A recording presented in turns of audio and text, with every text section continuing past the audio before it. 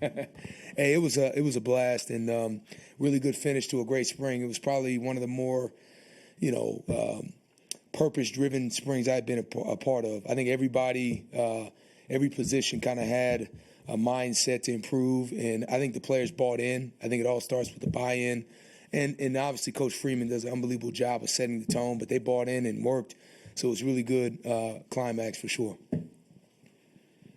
Okay, raise your hand. We'll get you a mic. Yes.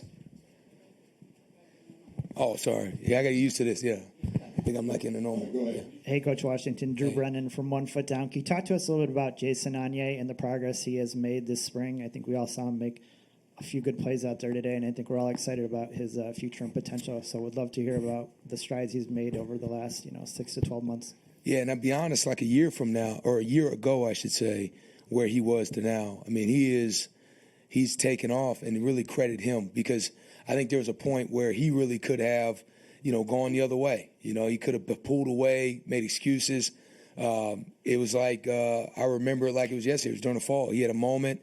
He wasn't happy he wasn't playing. And, we get those conversations, but he made a decision. And to his credit, he stuck to it, and now he's kind of breaking through. He still has a lot to work on. He'd be the first to tell you. But the thing about Jason that's redeeming is he loves football.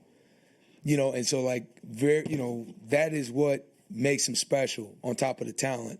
His love helped him endure all those tough moments. And so we're counting on him to be at his best.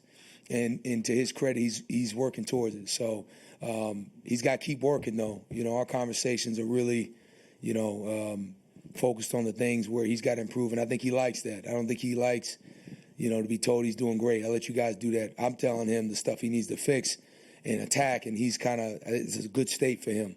Very bright kid, too. He's very sharp as a razor. And so anytime he's in a situation, you have a trust as a coach, hey, he can solve that problem. So I can't say enough good things about Jason, and proud of him. All right, Coach, we're going to go on your left in the third row, Tim, please. Following up on Anye, because, we had never seen him play this kind of football either. You said things that he can improve upon. What are those, and what are the specific things that you see him doing well, the techniques that go along with playing interior D-line? Yeah, so like a year ago, when I first got hired on, he was one of those guys that was coming off an injury and really hadn't had a chance to really have a full year or spring.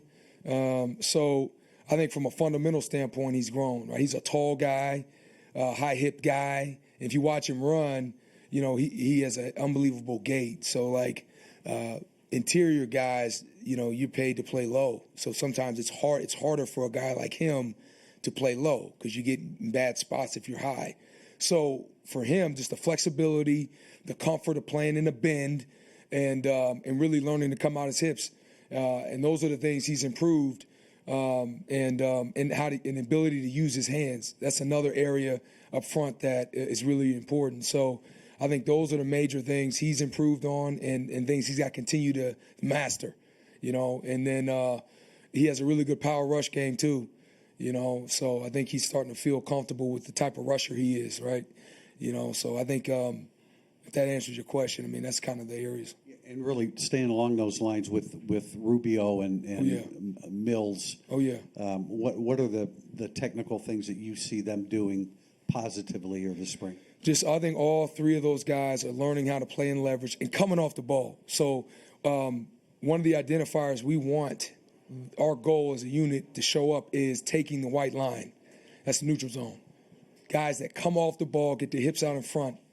And so that's something that I feel they are improving, on and coming out of their hips, the ability to use their hands, and they're able to get off of blocks.